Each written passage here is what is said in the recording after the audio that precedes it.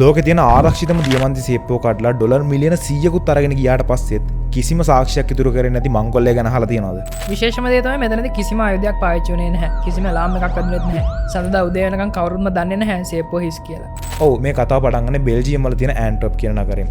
ලෝකෙ තියෙන දියමන්ති වලින් 80%ක්ම විතර ට්‍රාන්ස්ෆර් වෙන්නේ මේ ඇන්ට්වර්ප් නගරයේ තියෙන ඇන්ට්වර්ප් ඩයමන්ඩ් සෙන්ටර් එක හරහා. මේ බිල්ඩින් එකේ තට්ටු දෙකක් පල්ලෙහෙන් තමයි ලෝකෙ තියෙන ආරක්ෂිතම සේප්පුව තිබ්බේ. මේක කඩන්න බෑ කියලා තමයි හැමෝම කිව්වේ. ඇයි කියලා දන්නවද? මේ සේප්පුවේ ආරක්ෂිත පද්ධතිය තිබ්බ ලේයර්ස් 100ක්. ටොන් 3ක යකඩ දොරක් තිබ්බා. මිලියන 100ක විතර කම්බිනේෂන්ස් තිබ්බ පාස්වර්ඩ් සිස්ටම් එකක් තිබ්බා. මේ සේප්පුවට මිනිස්සෙක් අවසරයක් නැතුව අඩිය තියෙනකොටම ඇලර්ට් එක වදිනවා. මොකද මේක ඇතුළේ තියෙන මැග්නටික් සෙන්සර්ස් පොළවේ තියෙන චලනයන් ඩිටෙක්ට් කරන්න පුළුවන් විදිහේ සයිස්මික් සෙන්සර්ස් ඒ වගේම මිනිසුන්ගේ ශරීර උෂ්ණත්වය ඩිටෙක්ට් කරන්න පුළුවන් ඉන්ෆ්‍රාරෙඩ් හීට් සෙන්සර්ස් වගේ සෙන්සර්ස් ගොඩක්. හැබැයි 2003 පෙබරවාරි 15 වෙනිදා එක කණ්ඩායමකට පුළුවන් වෙනවා මේක ඇතුළට යන්න. එතකොට මේ වගේ දෙයක් කරන්න කවුද ප්ලෑන් එක හැදුවේ? මේකේ මහමල්ලකරු තමයි ඉතාලි ජාතික ලියනාඩෝ නොටාබාටෝ. එයාගේ ටීම් එකේ නම තමයි The School of Turin. හැබැයි මෙයා මේක කරේ එක රැයකින් නෙමෙයි. මෙයා අවුරුදු 2කමාරක් තිස්සේ මේකට ප්ලෑන් කරනවා. මුලින් මෙයාට ඩයමන්ඩ් සෙන්ටර් එකේ පොඩි ඔෆිස් එකක් රෙන්ට් කරා. එයා රංගපෑවා එයත් දියමන්ති බිස්නස් කරන කෙනෙක් විදියට. එයා අවුරුදු 2ක් තිස්සේ එතන හිටපු ගාඩ්ලත් එක්ක කතා කරලා එයාගේ හොඳ යාළුවෙක් වුණා. එයා හැමදාම ඔෆිස් එකේ ඉඳලා ගෙදර යන ගමන් අර සේප්පුව දිහා බැලුවා. එයාගේ සාක්කුවේ තිබ්බ පෑනක්. මේ පෑන තිබ්බ කැමරාවක්. මේ පෑනෙන් ඒ සේප්පුවේ තියෙන හැම අගලක්ම එයා රෙකෝඩ් කරගත්තා. ඊට පස්සේ එයා සේප්පුවේ ඩුප්ලිකේට් එකක් වෙනම ගබඩාවක හදලා රෑ දවල් නැතුව ඒක කඩන හැටි ප්‍රැක්ටිස් කරා. හරි දැන් කියන්නකෝ මෙයාලා කොහොමද අර රේඩාර් සෙන්සර්ස් ඔක්කොම බයිපාස් කරේ? ඒක තමයි කතාවේ තියෙන ඉන්ඩස්ට්‍රීම පාර්ට් එක. මෙයාලා පාවිච්චි කර හරි ලොකු ටෙක්නොලොජිස් නෙමෙයි. මෙයාලා පාවිච්චි කරේ හරි ස්මෝල් ට්‍රික්ස්. මං කිව්වනට දොරේ තිබ්බා කියලා මිලියන 100ක විතර කම්බිනේෂන්ස් තියෙන ලොක් එකක්. ලියනාඩෝ දවසක් ගාඩ්ලට හොරෙන් මේ ලොක් එකට උඩින් එක කැමරාවක් සෙට් කරනවා.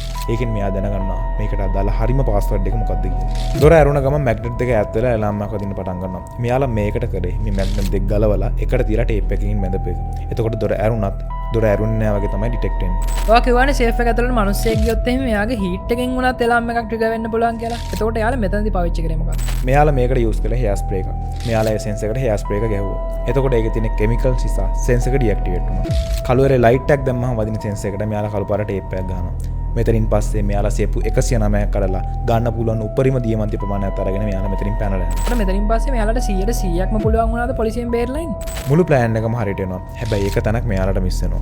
මෙයාලා දියමන්ති ටික අරගෙන ඉතාලියට යනකොට ලියනාඩෝ ඩ්‍රයිවර්ට කියනවා එයාලගේ තිබ්බ කුණු බෑග් ටික කොහෙට හරි විසික් කරලා දාන්න කියලා. මෙන්න මේ බෑග්ස් ටික ඇතුලේ එයාලා හයිස්ට් එකට පාවිච්චි කරපු බඩු, රිසීට්, ටේප් කැඩි වගේ දේවල් තිබ්බා. ස්පීඩ් මේ බෑග් එක විසික් කරේ පාර අයින තිබ්බ පොඩි කැලෑවකට. හැබැයි මේ කැලෑව ඇතුනේ වෑන් ඕගස්ට් කෑම් කියන වයසක ගොවියට. මෙයා හරි ස්ට්‍රික්ට් කෙනෙක්. මෙයා කැමතිුනේ නෑ යාගේ ගොවිපලට කවුරුත් කුණු දානවට. එතකොට මේ කුණු බෑග් එකෙන් කොහොමද හොරු කවුද කියලා හොයාගත්තේ? පොලිසිය ඇවිත් කුණු බෑග් එක පරීක්ෂා කරලා බලනකොට මෙයාලට මේක ඇතුළේ තියලා හම්බ වෙනවා හයිස්ට් එක දවසේ ලියනාඩෝ ලකාපු සලාම් සෑන්ඩ්විච්. මේ සලාම් සෑන්ඩ්විච් එකෙන් එයාලා DNA සැම්පල්ස් ගන්නවා.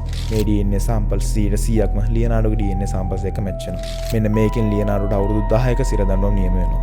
මෙන්න මෙතනින් පස්සේ තමයි ප්ලොට් ට්විස්ට් එක එන්නේ.